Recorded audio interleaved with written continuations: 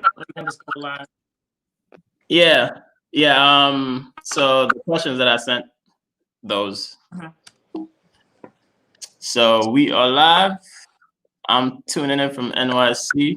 Um, I have the pleasure of speaking with Miss Kimberly Vankline, Hey, author of Quarantine Kids, and she's a professional chef. I am. Yeah, I don't know too many chefs personally, so I'm glad to get to Oh, know you. really? It's a lot on Instagram. Um, yeah, I but don't I know about really, all of being professional, but there's, this it's like it took a wave, I feel, about 2 or 3 years ago. Everybody's a yeah, chef now. I don't really follow a lot of chefs on Instagram. I do. Okay. I follow a lot of um business owners and entrepreneurs, and people who are Okay. into finance and some athletes too, but no Got chefs. cool. So I'm the first one. Yay. You're actually, you know what? You're actually the second one that I've interviewed this year. Really? Who's the other one? Um, it's a lady here. She lives in Harlem, What's her name? and no, no, not Harlem, Brooklyn. Um, what, why am I drawing blank? She's a chef too, but I know a lot of them from Manhattan. So if it comes to you, so that you can yeah, let me know. but um, but yeah, I don't remember how we got connected. I know it was on social media, but I had like something on your page. You posted something and I liked it. And I saw that you did an ad. Oh, the guy that does tech, the black guy that does all the tech stuff. I had saw your post about him and I was reading about it. And then we kind of was like talk back and forth. And I said, would you talk about my book? And I sent you the link to the book because, I felt like whatever you was talking about was kind of tying in with like Black Lives Matter, quarantine and stuff like that. And I was like, I just wrote the book. I put it on pre-sale for the last 3 weeks. And when I saw your post, it just prompted me to be like, let me reach out to this brother to see, something that he would be interested in, like wanting to know more about and stuff like that. So that's how that happened. oh, okay. And the post you saw was on IG. It was on IG. Okay. IG. 'Cause I know I met a few business owners in the Facebook group, and I connected with them on IG, but I don't remember. Gotcha. All right. So so tell me like about your upbringing, where you grew up and So I stuff. was born and raised in Harlem, what they also call Sugar Hill. So 153 in St. Nick. So anything from like past 130 145th Street and up is like Sugar Hill to like the 160s, 170s, right? Grew up there. My grandmother was a phenomenal cook. We was that family where everybody came to our house every Sunday to eat dinner.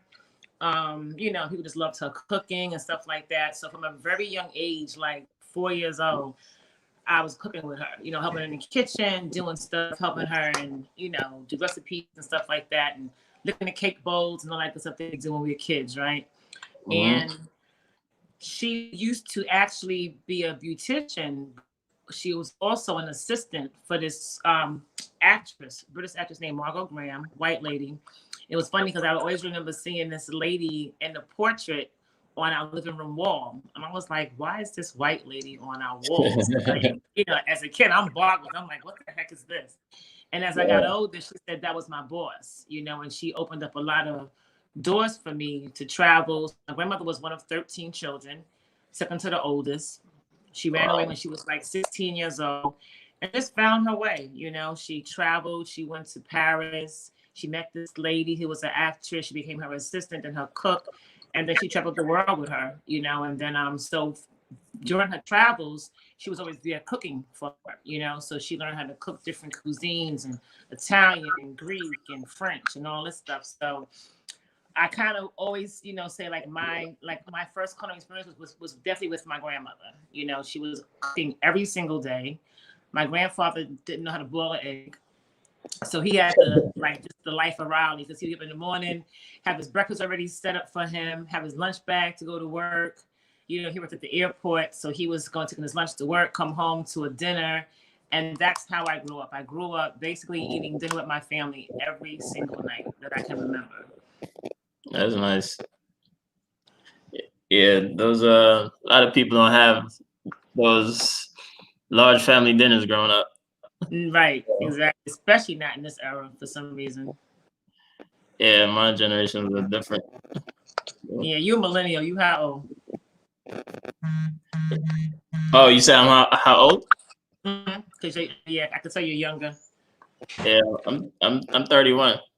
Oh, okay, cool. Yeah, so you right there with the millennials. Yeah, I'm but you know, I could blend in with the elder folks. You Like, can. yeah, I could have those kind of conversations with them. Like, No, I see you out there. I see you. I see your posts. Very, very intellectual. yeah, for last like since I was in my early 20s, I could find myself like connecting with them and having like mature conversations. Deep conversations, but yeah, to learn. You want to learn to know what's going on. Yeah, I've always been inquisitive when it comes to like history and stuff. So Oh, good. I like to pick their brain and ask them questions about that. You could pick mine. I got 20 years on you. All right, I got you. Might have to do another live stream for that though. All right. So when you got your what do they call it? Culinary license or degree? Culinary degree. So right. So I didn't start out being a chef. So for the first from ages say 17, been working since I was like 14. But professionally working since I was like 17, 18, worked in banks for a long part of my career. Then worked with the city. And then I was actually in Verizon for the last 15 years of my life, right? So the last 15 years of my life, I was at Verizon, there for a long time, never felt fulfilled at the job. It was a job. It wasn't anything that I really had a passion for doing. You know, I just chilled every day. But, you know, we made great money and stuff like that. So I guess that was my motivation at that age. You know, was I wanted to make money, good company to work for, excellent benefits and stuff like that. So I spent of the majority of my career there. And while there, you know, I mean, I went to school and stuff like that. So, but I remember probably like the last 5 years I worked there, I was under a lot of stress with this, like just a lot of stress. You know, it was a lot of stress, you know, with the job and movement and taking different positions and going up the corporate ladder, becoming a manager and stuff like that. And I felt so stressed out. And I was just like, you know, wow, like what can I really do? That kind of brings me joy. And I remember like I would always go home after work and cook. You know, I would grab a nice bottle of wine. I would get a recipe in my head when I got off. I would go look up a recipe real quick, and I would just totally go home and just zone out and start cooking. So I began to enjoy that. Like that was like my, digression. Like I would go home and that's how I would kind of, just relax and stuff like that. And so at the end of the day, I was sitting there thinking. So one day I woke up, normal, get up, right, and I'm going to work, go on my computer real quick, and I saw an ad for a culinary school. So I would probably, hold on one second. Yes, baby. I'm on the call, okay? I'll talk to you in a little while. Go ahead. Sorry about that. So I remember seeing this ad on my computer, Art Institute. And I probably saw it 1,000 times, and I just kind of felt like today it spoke to me. So I was like, let me kind of do a little research and kind of tap into this, see what it's about. So I called the number, and I went and took a tour of the school. So I took a tour of the school. Was around like late September, early October, and it took me on a whole tour of the kitchen, and I just completely fell in love with just being in the kitchen. Like just this commercial kitchen. It was like 5 different kitchens, a pastry kitchen, it was a regular kitchen with cooking. It was just everything. So I was like, took me this tour, and I was like so excited. So the person that intakes you to the program said, well, where do you work? And I said, I work for the phone company. He said, which one? And I said, Verizon. And he said, well, they pay for the program. And I said, what do you mean they pay for the program? And he was like, no, they pay. I have 3 students in here right now that work for the same company as you. And I said, you shitting me? And he was like, no, I'm dead serious. So I signed up that exact day. I started the day before my birthday, which was October. My birthday's the 5th. I started on October 4th. And I never looked back. And so that was 18 months I did that program. Went to work full time every day, went to school at night. Probably wasn't the best thing I should have done. I was really stressed out, tired as I don't know what, you know what I'm saying? Didn't have a life at that point. So like the next 3 years, I didn't really have a life. School work, and internships and stuff like that. But when I got out, the issue came up money because, and you may not know this, but in the culinary world, it's not a lot of money when you first start. You know what I'm saying? It's like hourly wages, minimum wage, to be quite honest with you. And me being at that point, like late 30s, early 40s, I already made a life for myself. So I was like, how can I take such a huge pay cut? It's just the right Is that for chefs or everybody? Huh? That minimum wage, is that for chefs or for everybody? That's for when you first come in before you become a chef. Because you know, when you come into this field, you have to earn that title as a chef.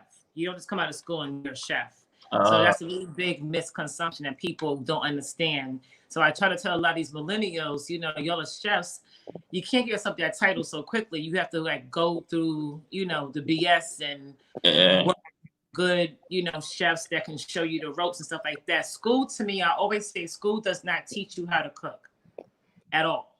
It teaches you technique. Culinary school? Cooking comes from love. I mean, you can learn techniques on how to cook certain things, but as far as seasoning your food, you know, flavors and all that kind of stuff and being creative, that's within yourself. So if you already have that, you know what I'm saying, that's going to definitely help you in culinary school. You will learn how to make rice. You will learn how to boil an egg. You will learn how to fabricate a chicken. You will learn how to fabricate a fish. You know, you'll learn, these are all techniques. I'm speaking about like flavors and seasoning wise and stuff like that. Okay. You can cook, you know what I'm saying? You can cut on the stove and put a piece of meat in there, but what's your flavor profile going to be like? You know what I'm saying? So have you studied those things? So I think what helped me was my grandmother always cooking and her food tasting so good. I just knew how to, you know, how to prep my food and season it. I knew what, you know, what went together and stuff like that. So school was really easy for me. You know, I had a lot of people that dropped out of culinary school. They didn't like it. Oh, you did? They got out and then they got into the real world with the restaurant industry. So a whole different animal, very sexism.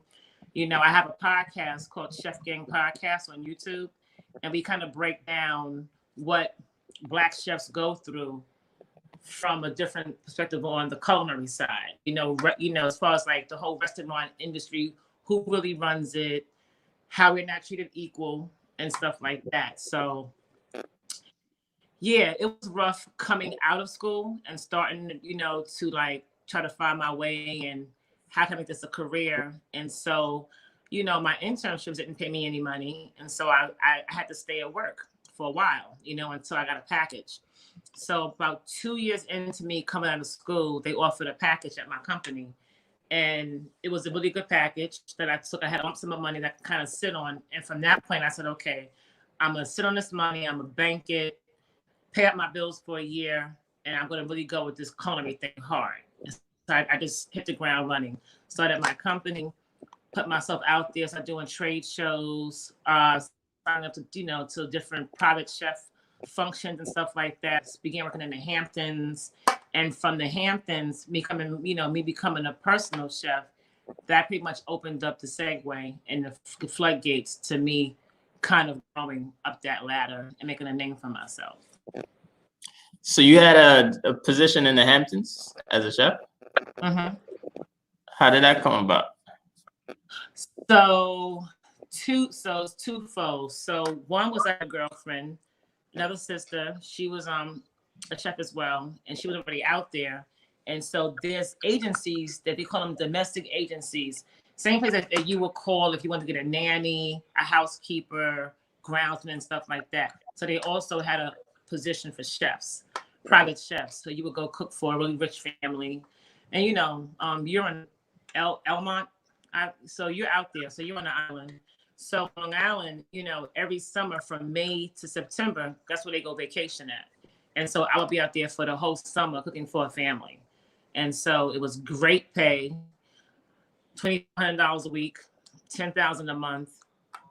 Back then, that was some serious bread, you know what I'm saying? So I had no complaints. So I was like, bingo. I was like, mama, I made it. You know what I'm saying? Like, And Yeah, I can move out. not to mention, I love what I'm doing, right? I'm cooking. So to get paid for what you love, that was the A+ for me. Yeah, that's dope. I mean, Mhm. making 10K a month, I will move out next tomorrow. Shit. Right, right, exactly. So with the cushion I had from the phone company and doing that, then I had to build my website for my catering business, passion for the palate. And so I began to build that. And then I just brought, I became that go-to chef, for like cocktail parties and stuff like that. That's my focus. That's my specialty. I love cocktail parties, small bites with big flavor, making really pretty, really presentation. Like I'm all about presentation, how the food looks, because I feel like we all eat with our eyes.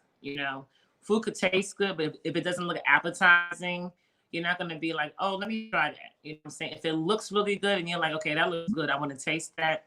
That's very important.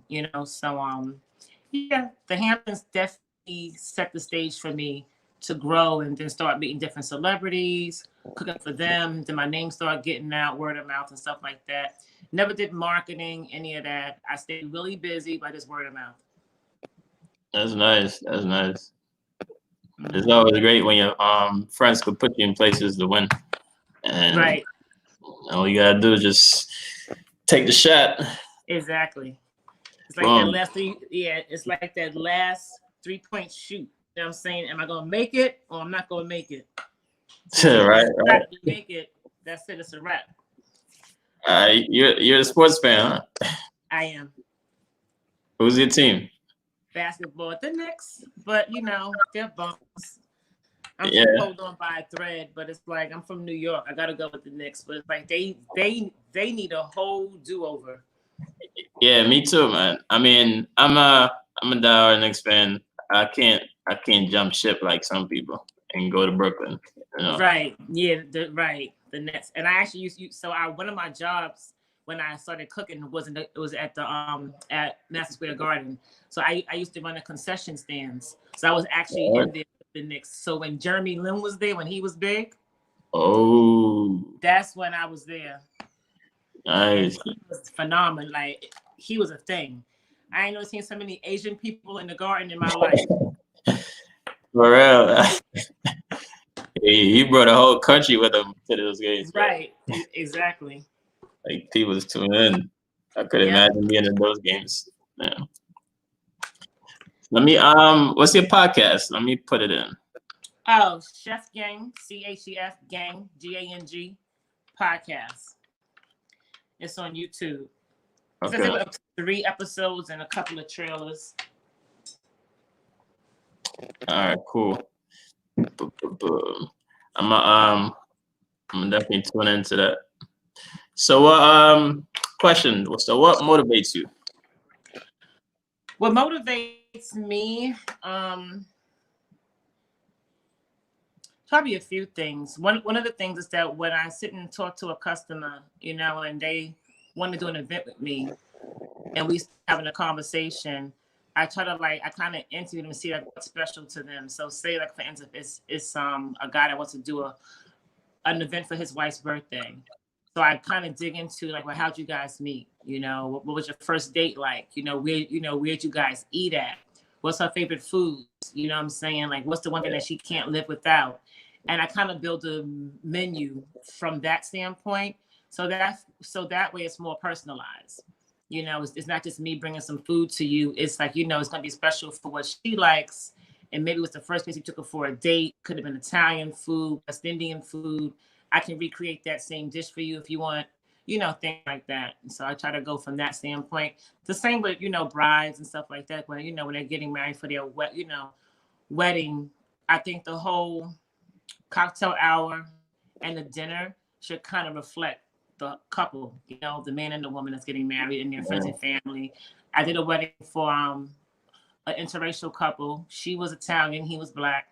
So I did a whole Italian theme versus a whole Southern theme, and Southern from Louisiana, South Carolina, North Carolina, all those different kind of dynamics, and kind of merged the two together. So that's pretty dope. Yeah, I like that. I like to go to a wedding like that to see so much diversity in the food. Mm-hmm. Yeah, because I think people talk about the dress, the bride, and the food. You know, first how pretty she was and how the venue was, and then, oh, the food was garbage. That's the first thing they say, the food wasn't good or the food was good. You know what I'm saying? So I think that I definitely, that's my go-to, is to make sure that the food is gonna be phenomenal. So how many weddings have you done over the years? Ooh. I didn't start doing weddings, so probably about 4 or 5 years ago. I've done probably about 8 or 9. So now I just actually revamped my website because I want to focus more on weddings only. I mean, I love weddings just because of the fact that, for one, it's more money, right? Because you're in business to make money, so it's more money. But also, it's just the beauty of building that whole menu with the couple itself.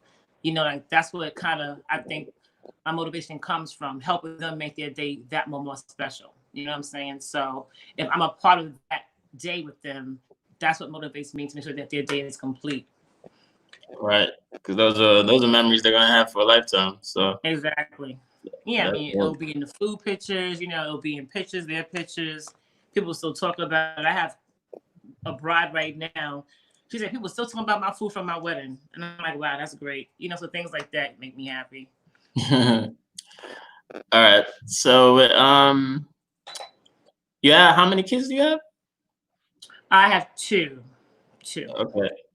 So, like, mom life and your business, like, how do you stay focused doing all that? So I'm a bonus mom because my husband has kids, but they spend every summer with us. So when they're here, like, everything is all on them. But they're at that age now. They're very independent and stuff like that. They're 9 and 11.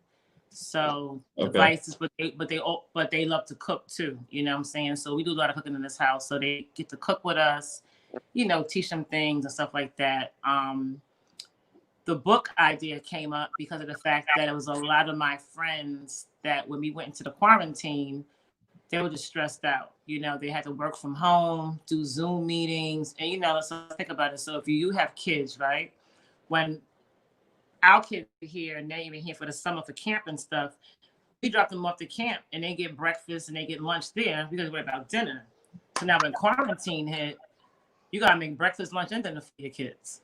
Because they were not leaving the house. So that became such a big, like, stress factor for a lot of mothers. You know what I'm saying? Like, dang, like, what can I do?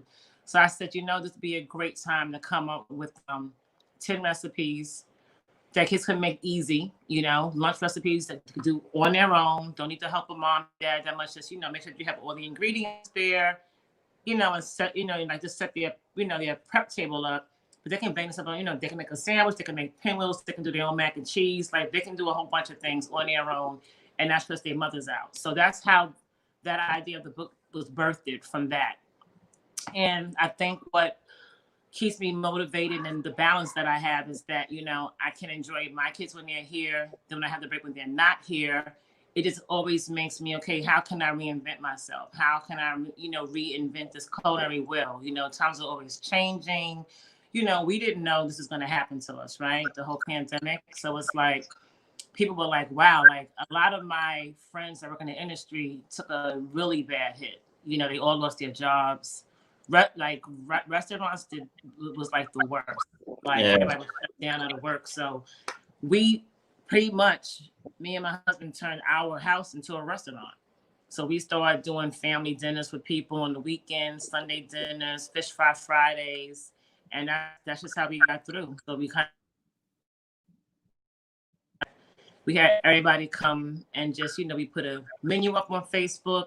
They put their orders in and they come that day of. And we start banging out, do all the food, and they get their food and they were happy. It's like, even though, because, couldn't go to no place to go eat, what I'm saying? So it's like, and most people are normally at work, so they don't want to have to cook after being on a Zoom call for 7 hours. Now I gotta go in here and cook for me and the family. So, it kind of gave people a break, a little relief, so to speak, that can kind of come by, grab some good food, restaurant quality food, and be happy, and and still get through this time. So that was special. So well, going back to the book, how many recipes are in the book? I can't hear you. Can you hear me now?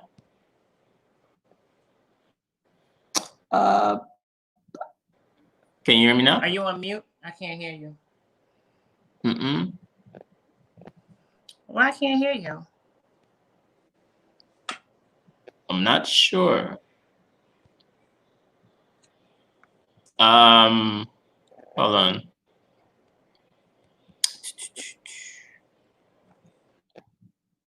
Yeah, I'm not muted.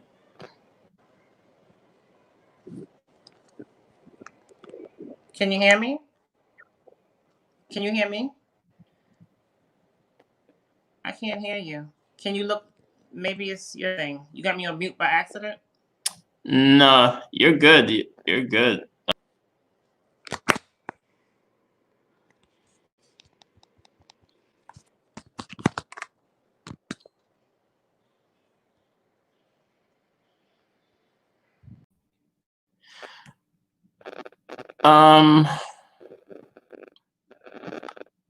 Whoa. Okay. Technical difficulty. I hope y'all could hear me now.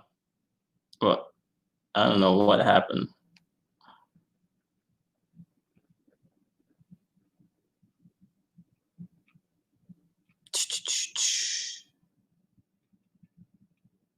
Oh. Okay. All right. Sorry about that. Can you hear me? I can. Mm-hmm. All right. Cool. Yeah, my audio just went out. I don't know why.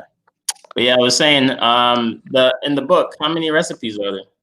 10 recipes, and it's a bonus family recipe as well. So I put a recipe that I grew up with my grandmother making. So I could put that and share that with them, so they can kind of help them want to, get their parents involved.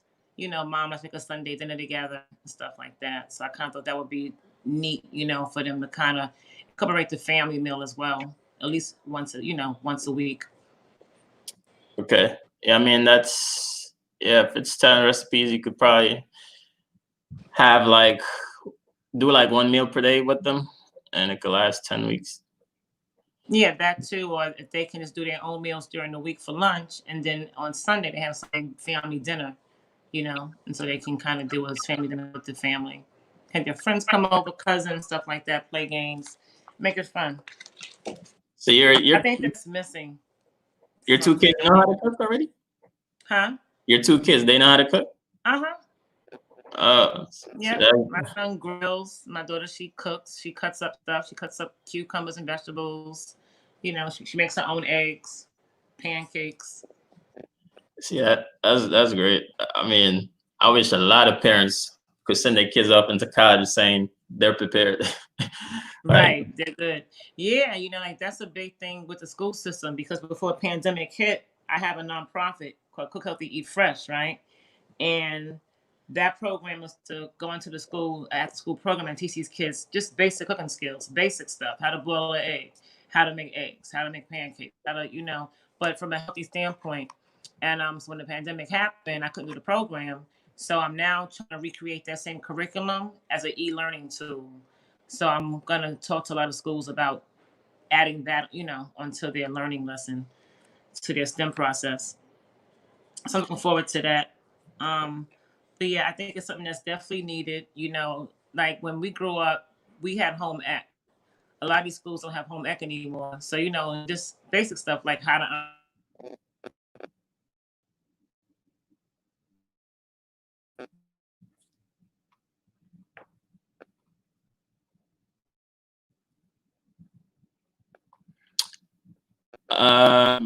Your audio went out.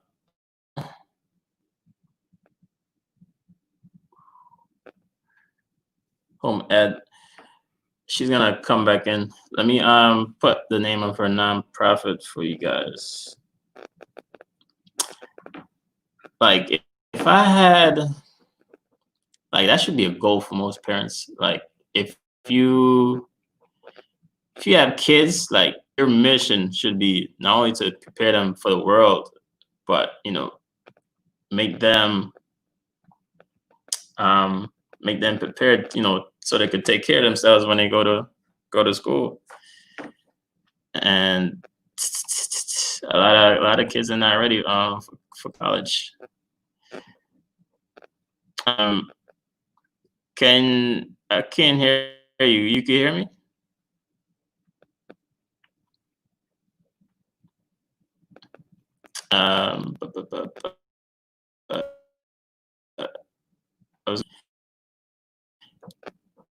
And guys, if y'all have any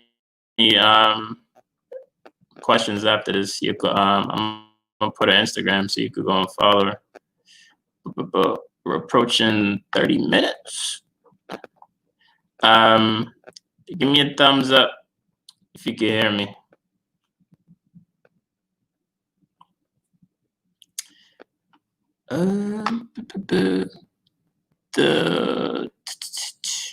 No audio. I mean, there is audio, but can't hear her audio.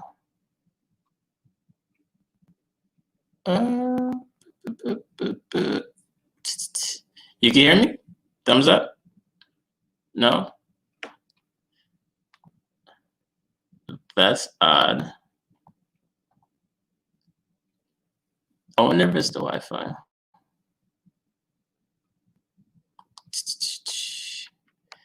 Kimberly.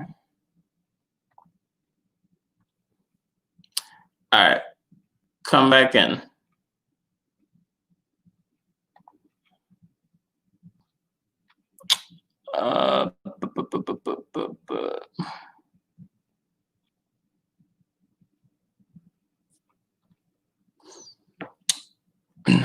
Wow, I needs me as a personal chef, man.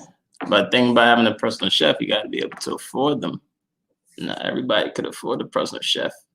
So when a lot of people who have a busy lives, they probably won't be able to do that until retirement age, probably.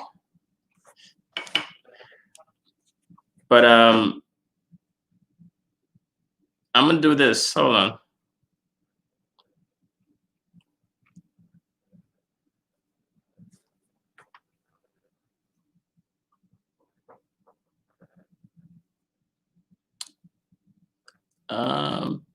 Okay, into broadcast.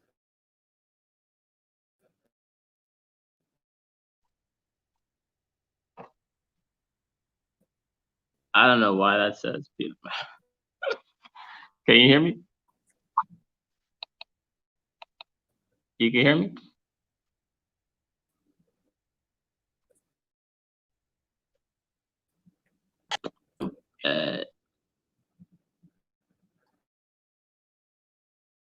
You can hear me? No. No. Background noise.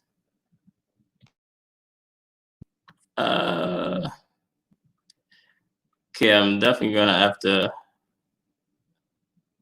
edit this part of it.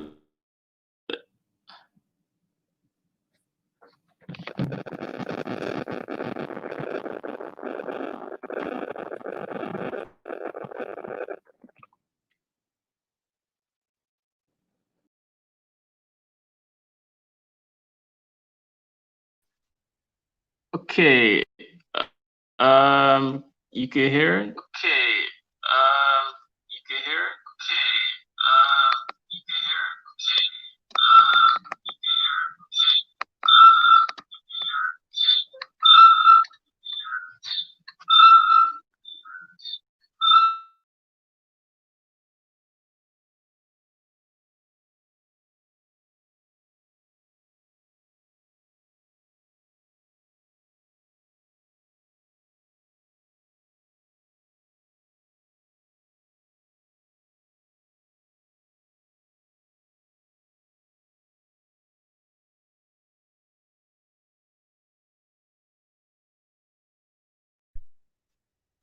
Can you hear me? Can you hear me?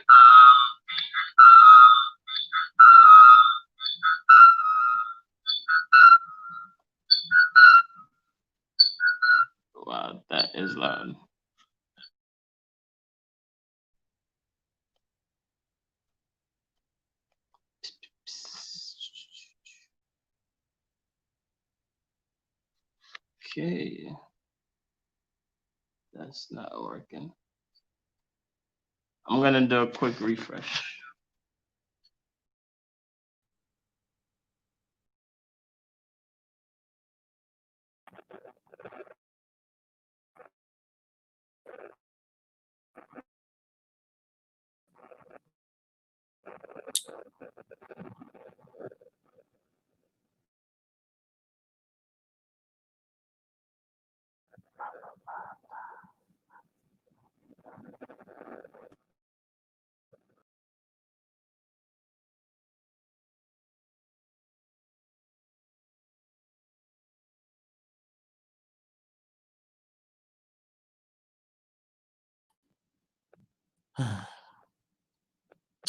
Okay, guys, we're still rolling.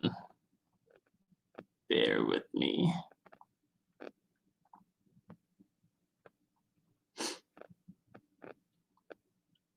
Today, for some reason, feels like Friday.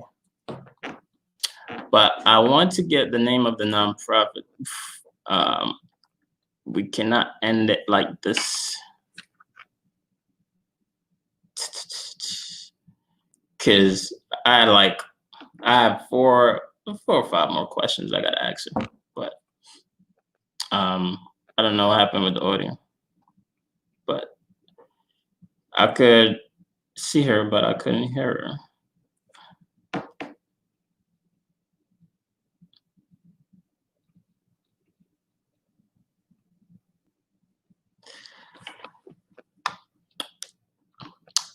But if any of you guys want to learn any specific recipes for the summer, I would suggest put it in the chat. And if not, you can always email it in 929eats@gmail.com. A lot of people don't realize that we have a Facebook page. Like, yeah, all you have to do is go to facebook.com/929eats. And it's the same thing on Instagram. Miss Vankline is back. I'm gonna see if she could hear me.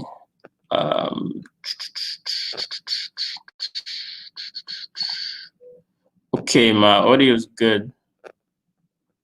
You can hear me?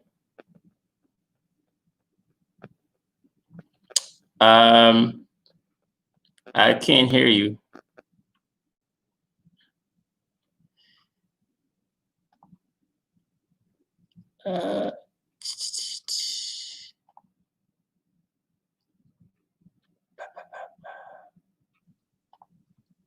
I don't know why.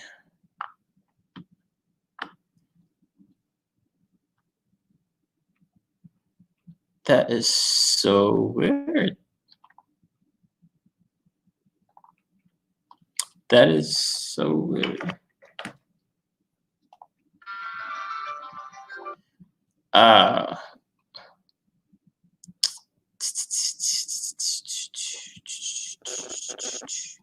Your screen stop. Yeah.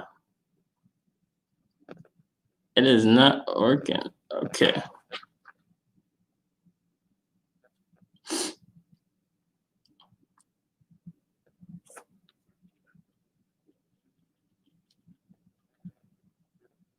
No, can you hear me?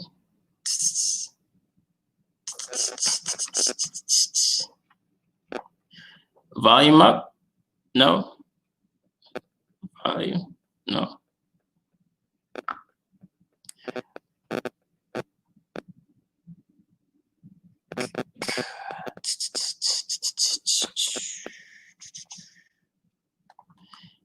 Yeah, my audio is good.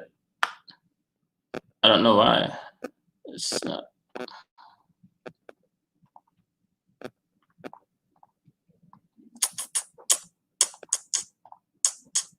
Speakers, real tech.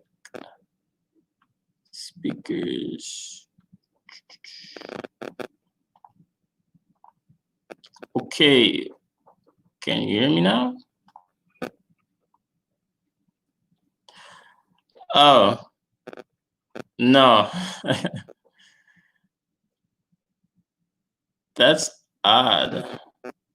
At least somebody can hear somebody, but let me try one more thing. No, not that.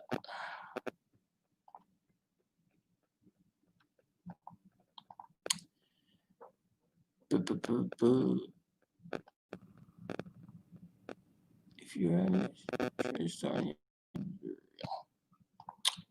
oh yeah, I did restart it. So it's definitely not the Wi-Fi.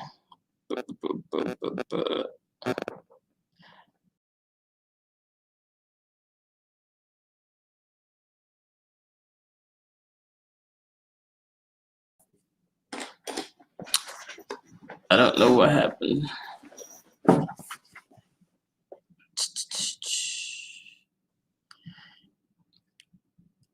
Yeah, and I'm not muted.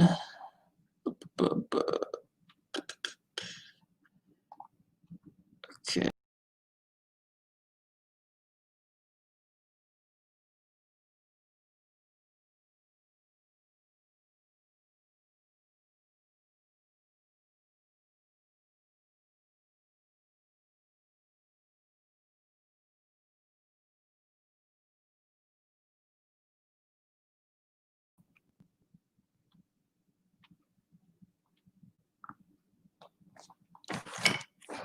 I know I can hear myself.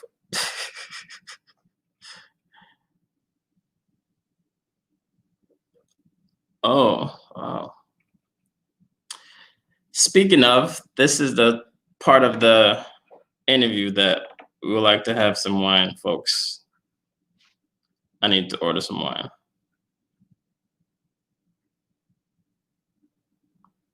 Rich.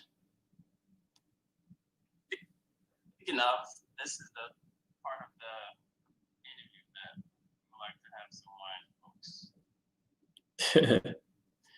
Okay, so I checked the fan page. It's coming through on the fan page. So that is not the problem.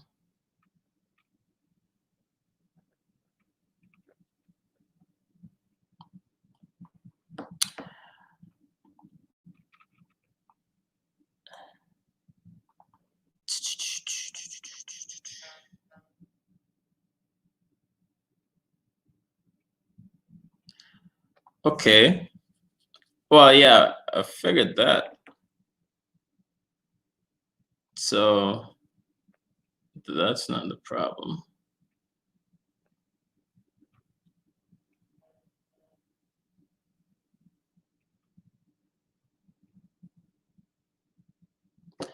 So, okay, she could hear me, but I can't hear her, which is odd.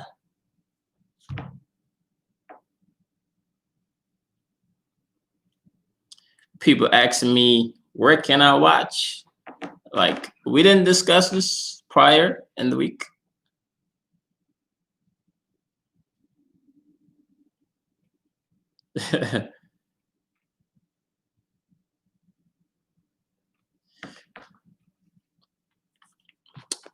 Yeah, so I don't have no wine, but I do got some water.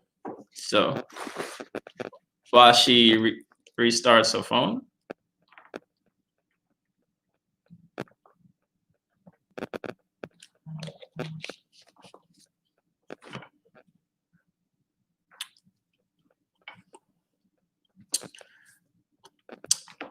All right, so you know what I didn't know? I thought that actually, like, when you go to culinary school, I thought that actually prepares you for that.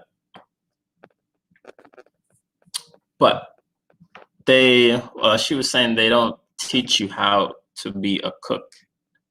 They just like teach you the basics, basically, to graduate and have some knowledge in your mind, so you could go out and basically, hopefully, find a job.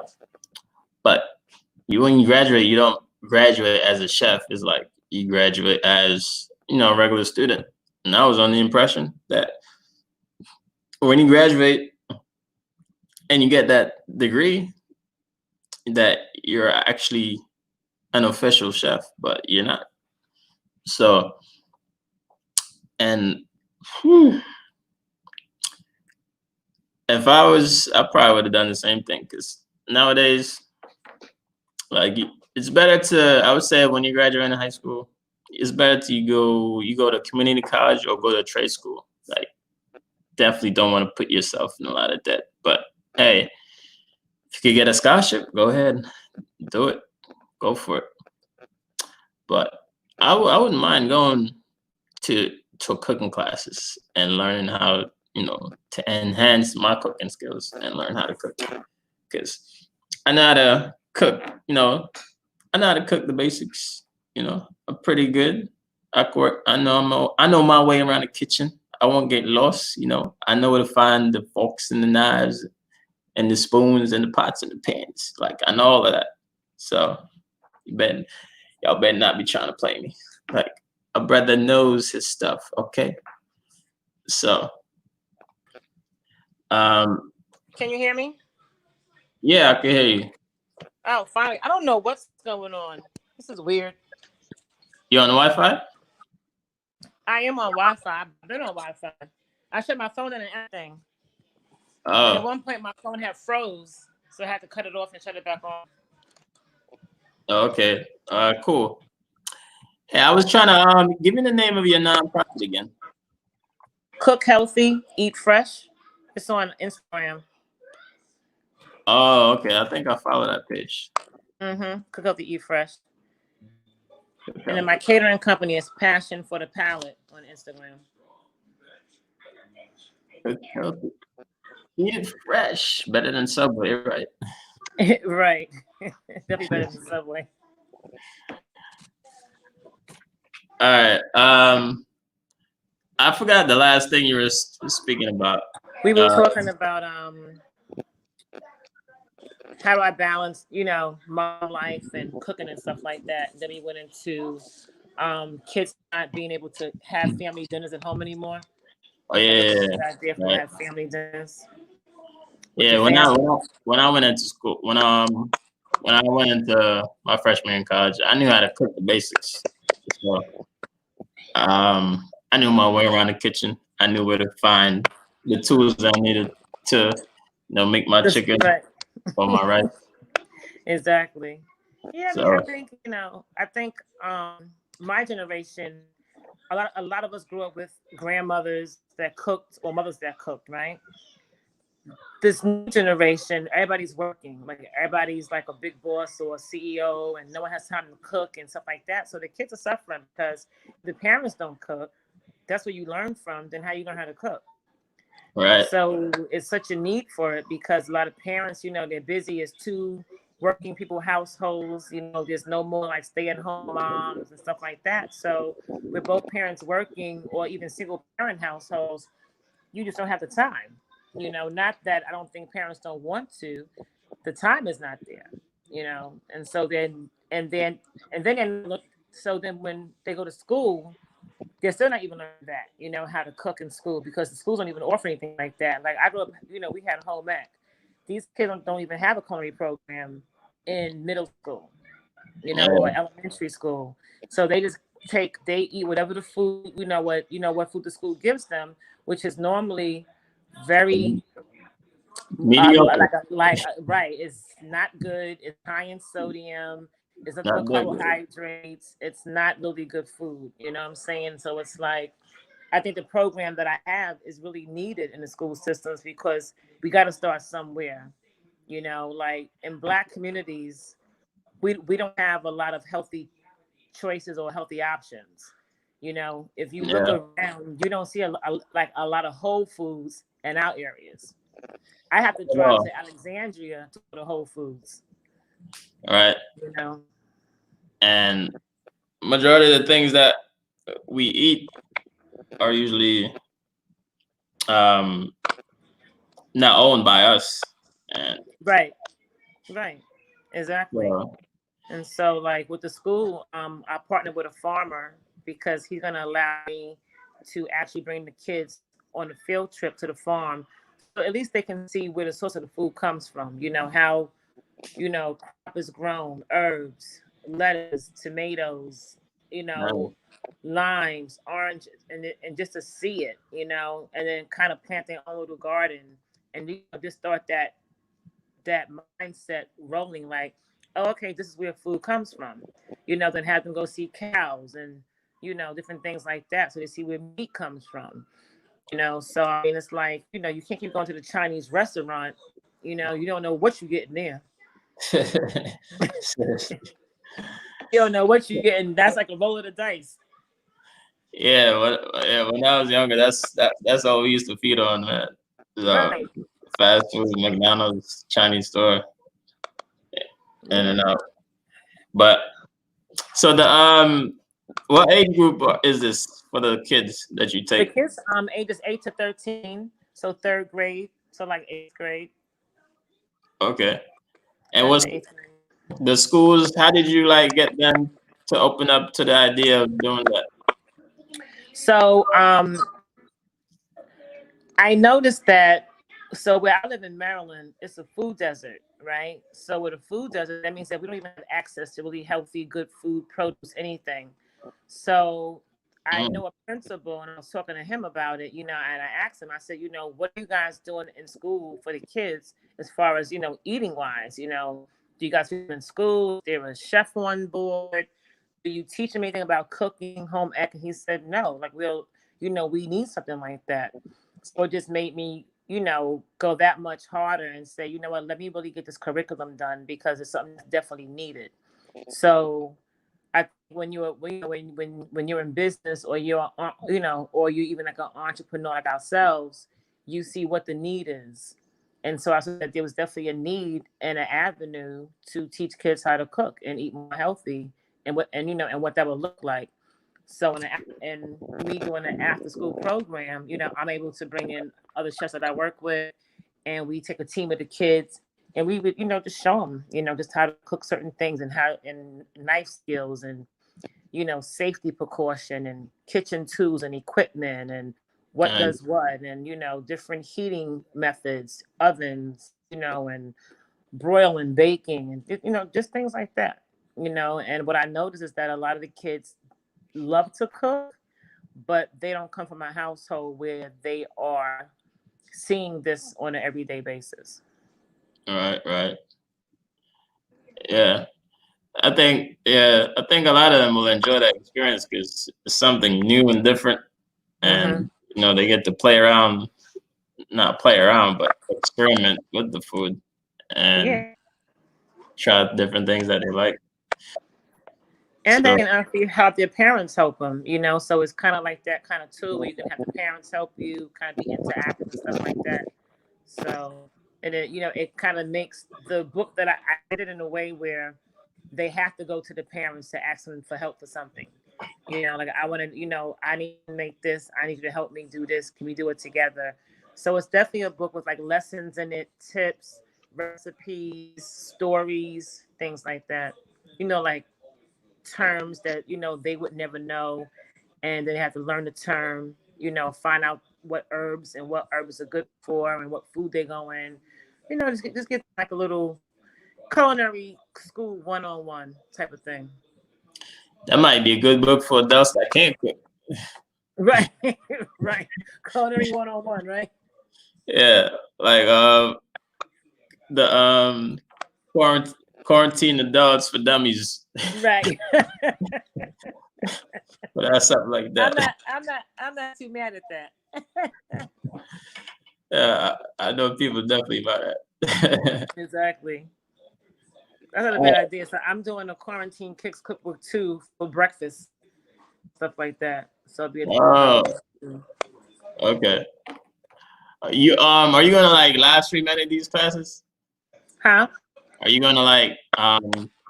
document? So right. So what one of the schools is doing, they're gonna take the cookbook, and being that it's an ebook, the kids will use that as an e-learning tool. And I'm gonna actually do the recipe with them on Zoom live, and we'll do it together as a course. Oh, okay. Nice. Hmm. And So they're then, excited. So I'm probably gonna be in about 6 to 7 schools, and we're gonna be doing that, and then we're gonna do the actual after school curriculum when schools They may not open back up where, you know, the kids will be in, you know, like in a classroom, but I have it turned into like an e-learning program, so we can still do it once a week, for, you know, 3 hours online Zoom, you know, stuff like that, and still they can still learn from the book and, you know, then still start the program. So would that be like for the fall year or for the summer? Yes, for the fall. So the cookbook we're going to use for the summer program for the so this quarantine cookbook, that'll be for the summer, and then my actual curriculum, Cook Healthy, Eat Fresh, that'll be for the fall. Oh, okay. All right. Boom, boom. So I have two more questions. Now, to be in the line of work that you're in, like, what is the most difficult thing that you think it is that you think is for people to overcome to break through, like, as a chef?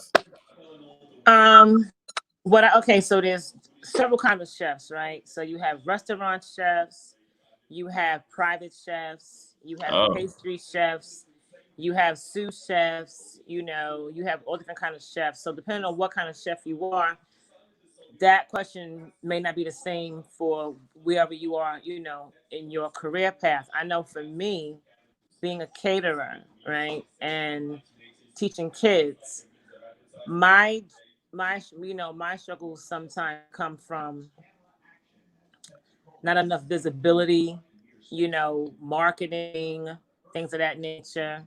You know, I also find that there's a lot of people that, you know, are in the same line of work as myself. They don't even know food costs. You know, like a big thing that my husband always says is just like, you know, you have to know food costs. You can't run a business if you don't know the cost of food and how you're going to make your bottom line, right? So a lot of these chefs out here now, True. you know, they just cook, but they don't understand the business of cooking. It's a business, like anything else. It's a business. You know, everybody just wants to do it for the gram. They want to show off on the gram. But are you really making money? Do you really know what it is to run a food course? Do you really know what it is? You know, like it's just so many different things that I think Food Network came out, and it kind of created this whole culture that cooking is like easy, sexy, fun. Anybody could do it. And no, there's another side to this whole cooking thing. It's a dark side. You know what I'm saying? It's a side where, you know, a lot of people in culinary come from broken homes. They've done a jail bid. This is the only, and you know, when you come out of jail, it's probably the only jobs that they can get is in the kitchen. Wow. You know, I didn't know that. yeah, no, it's true. I mean, it's one of those jobs where if you're in the industry, we love everybody and we don't turn anybody away. You know what I'm saying? If you want to join the family and learn how to cook, we're gonna have you come in with open arms. But you know, it's just a thing like there's chefs that have never gone to school. They just learn by doing, you know. There's a chef, I forgot his name. He did a jail bid for like 10 years for drugs, came out and went to Las Vegas and became this phenomenal chef. And, you know, began to get back to the community and stuff like that. He's a brother. He did excellent. I'll find his name and I'll shoot it to you to kind of see his story. But he's magnificent, you know. So yeah, you know, it's not as pretty as people think it is. You know, I struggle a lot with people challenging me on my pricing. You know, I've done a lot. I've been doing this now for 12 years. I cook for Common, Steve Harvey. I've cooked for the Warner Brothers Hair Show. I've been on Food Network. I battled Bobby Flay. I'm going to be on Real Houses of Potomac when that show airs next month. I've done a lot, you know, and so when you've done a lot, you know, and I give you a price, it's because I know what it takes. I've done this for a really long time. It'll be a seamless event for you. You'll be happy with the food. And it's sad, but you know, I feel like if I was a white person, they would never question my price. Now, is it? I always feel like we always question our own people, you know, which is wrong. You know what I'm saying? Like, if Bobby Flay was like, okay, I'm going to cook your meal for you at your wedding, you wouldn't dare tell them, oh, that's too much money, or I don't understand why you charge me this much money. Yeah, you would never dare. Yeah. So it's like, why do you want to challenge me on what I'm going to charge? I don't overcharge people. Like, people don't understand catering. They don't understand food costs, even from the, not just the chefs, but from the customer standpoint. They don't understand what goes into it. If I give you a price, I'm buying food out of that price. I got to pay staff out that price. I have to get equipment out that price, depending on what I'm doing, right? So if we're Mm-hmm. doing a wedding and I'm covering the food, I got to get the food rentals, the glassware, the cookware, the this, that, and the third. You know what I'm saying? The food, I got to have staff on hand that day. I may have a bartender that I need to have. So it's a lot that goes into it, but they just think, oh, it's food. Just I want to pay this one price, and they forget about everything that's on the back end of that. I'm like, the food just don't come off the tree. It just don't pop up. You know what I'm saying? And it's Yeah. like, Yeah, nothing you is gotta, free. I gotta pay for right? I have to pay for this stuff too. You know what I mean? So it's constantly me trying to educate consumers and educate my clients on why the price is the price that it is. And a lot of them get it. I will say, but some of them just don't understand this whole catering dynamic and how it works. Because I tell them, when you go to a restaurant to eat, right? Say it's you and your friend, or maybe say, a group of 4 people. You're gonna order a cocktail. You're gonna order an appetizer too. You're gonna get your entree. You may order dessert. You may order coffee. You may have another drink. That adds up. There's no difference in paying me. You know what I'm saying? I'm coming to do an event. I'm bringing the restaurant to you. all right. You're also paying for the experience. So there's a price that goes along with all of that stuff. And that's what I constantly find myself teaching people when it comes to catering. Some get it, some don't. But I've learned that I sometimes will fire my own customer, because I feel like, all right, so if you're gonna tell me what I'm worth, then we're probably not gonna do business together, because I know what this entails. I know what it takes. I know how hard I work, and I know that I Mm-hmm. have to make sure everything is perfect. I'm a perfectionist to a T. So with that being said, I'm not going to run around and lose sleep and be up hours doing menu development and going back and forth with you for you to tell me, oh, I'm going to go with the cheapest person. So if you want to go cheap, then don't call me. You're gonna get a cheap experience. Right. No, and it's true. I tell people, you get what you paid for. And so when a person Yeah. comes to me and they're already like money gauging, like, oh, I don't want to spend this, I want to spend, that's going to be the most difficult customer you will ever have. And I say, no, thank you. Out the gate. I've seen it too many times. And so Yeah. once they start with the humming and the hawing and, oh, well, why did it cost that? I'm like, you know what, ma'am? I'm sorry, but I thought that we're not going to be a good fit to work together. And I can refer someone to you. And I tell people all the time, like, if you have a budget, right? And that's another thing. I'll ask a person out the gate, what is your budget? All right. If you tell me your budget is between $500 and $1,000, okay, fine. And you kind of feel like, well, I'm going to try to always get the $1,000. Okay, no, I go by the food that you want on the menu. If everything you pick on the menu is heavy seafood, seafood's very expensive. Mm-hmm. So yes, I'm going to charge you the max and probably add on some, because that's expensive. So you want lobster, you want top of the line steaks, you want scallops, you want all this stuff. Yeah, it That ain't costs cheap. money. Now, if you want chicken and pasta, then we go more on the low end. You know what I'm saying? But if you want to have this elaborate menu, upscale, seafood and all this stuff, you're gonna pay for that. Hey, You know what our I'm saying? people love elaborate too. Right. And one other thing is that I find, like, people don't understand all caterers are not equal. I'm more event driven, event based. I like doing an event from beginning to end. I like the whole production of it. You know what I'm saying? So I like to plan the menus, do the tasting, do the decor, have my staff ready. They're very professional. I'm not gonna drop a pan of mac and cheese to your house. That's just not who I am. So I had to learn Oh, very bro. early on what lane I was in catering. I'm not to drop off foil pan girl to anything that you're going to have. Like, that's just not me. So I didn't get into cooking to do that. I got into because I love the art of it. I love to be creative, and I love showcasing my creativity. And so I had to, stick to that. And sometimes I'm not going to win every bid. I'm just not, and that's fine. I would rather win the bids that speak to me and what I want to do. Yeah, I think that price objection is like correlates to a lot of different industries too. And usually, if that's the first thing a customer says to you, probably won't be a good marriage. So. Right. And so I learned that, and so I'm like, okay, this is, and yeah. good luck. Cut your losses, save your headache, man. Yeah, man. And then I've had them come back and say, "Oh, Tim, I should have went with you. I'm just trying to save money." I'm like, yeah, I get it, but you have to be careful on what you want to save money on because you're gonna lose someplace. Yeah. So that's why it made me kind of like want to just focus more on weddings because people are serious about their wedding, right? They're serious. They want it to be a very special day. They want to be able to remember. And so if the food is a part of that journey, then listen, I'm here for it. And I'll make sure it's my job to make sure that the food is seamless.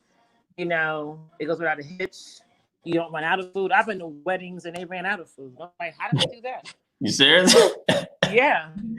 Oh man. I'm like, how you run out of food at a wedding? Like that's because they didn't check who they hired. They didn't probably do a tasting. They probably didn't see their, who they cook for. Like I have reviews, I have testimonials. I can give you numbers to call, and they'll say, "Oh, Kim did an excellent job." Like, so I take my job very seriously, and that's why sometimes when I do it with people, like I'm not trying to overcharge you, but I know my worth and I know what I'm going to put into this, to make sure that you are going to look like, a 5-star dining experience. I'm not going to cut any corners. I'm not going to, use cheap ingredients. Like I'm going to go all out for you. You know what I mean? So with that comes a price tag. And so you have to just learn who your customer is. And so it took me years to learn that, but finally I've learned who my customer was. And so I stay in my lane. Yeah, that's true. Knowing your target customer is crucial. Yep.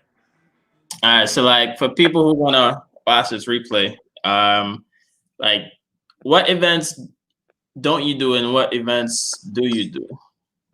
So I do anywhere from dining for two. So say like if you had a girlfriend and you want to pop the question, you want me to come and do a whole spread, you know what I'm saying? Like 4-course, 5-course, 6-course dinner.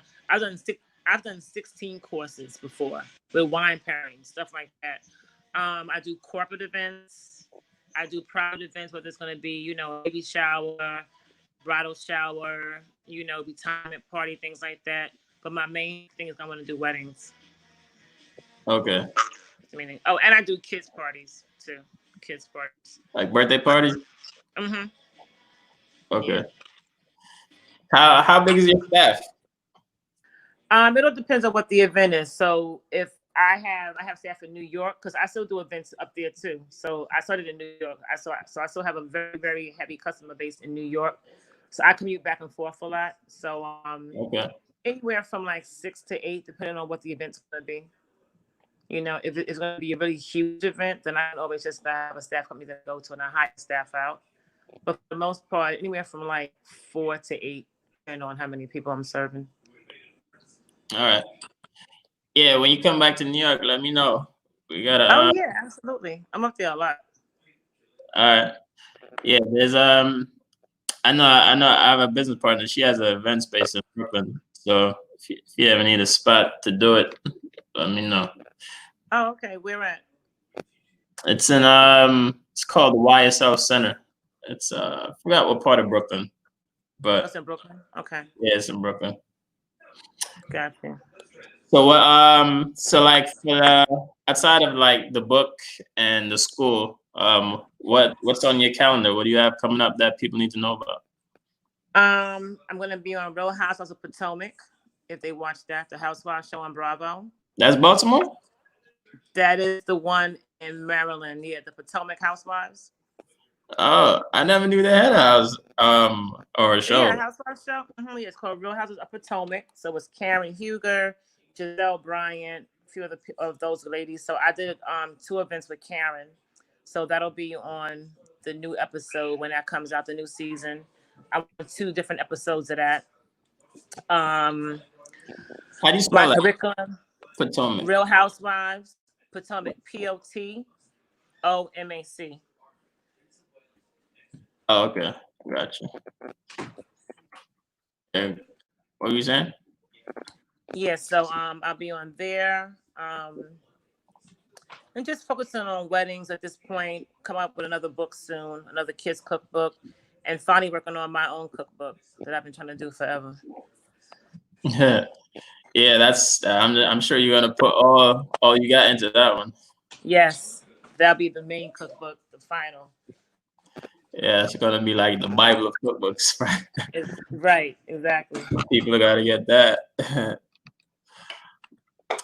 All right. So, what is your website so that people can find you? Oh, Passion for the Palate. Passion for the spelled out FORTHE and palate. PALATE.com. Passion for the palate. Yes. Yeah. And on the website, you'll see different events that I've done. You'll see on Beat Bobby Flay. I have that clip on there as well. Oh, okay. Passion for the palate. .com. All right. And yeah, your main IG is Chef Kim Vankline and Passion for the Palate and Cook Healthy Eat Fresh. all right. You can put that in the chat if you. Oh, okay, I'll do that now. Hold on. Yeah. Hold on.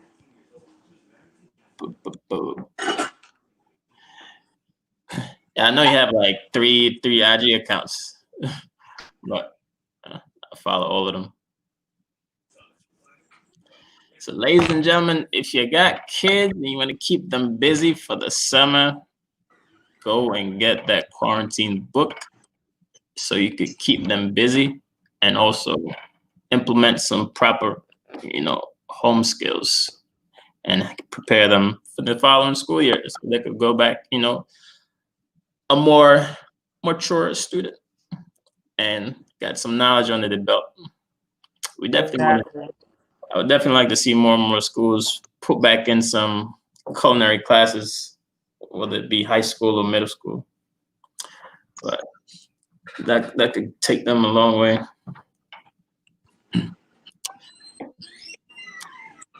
PA, almost done. Hold on. That's PA. Okay, there you go. All right. Rolling. Cook Healthy Fresh. That's a nonprofit, right? That's a nonprofit. Mm-hmm. All right.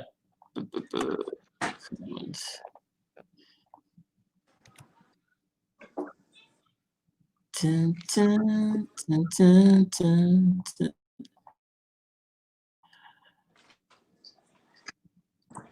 Okay, let me put this up.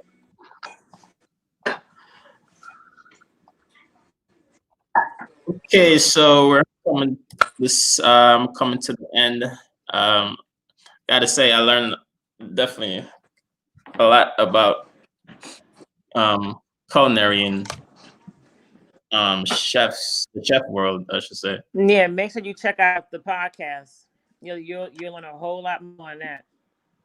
Yeah, I'm definitely gonna do that because I'm definitely gonna promote it to my friends because I have a blog about based on around the restaurant food industry.